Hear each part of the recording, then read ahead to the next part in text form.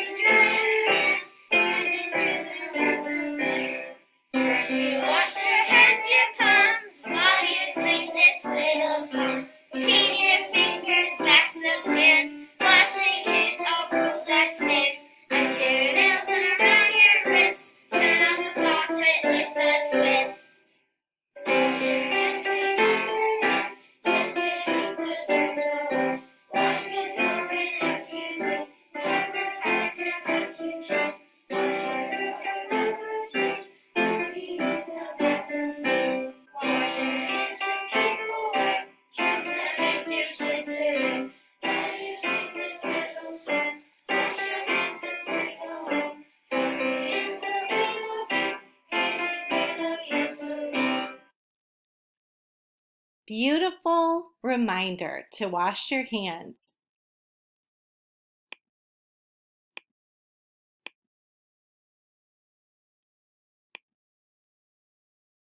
Today is Tuesday. What would you choose to do today? What will you choose to be? I choose to follow the rules. I choose to be respectful. I choose to be determined. I choose to study. I choose to work on my talent. I choose to think before I speak.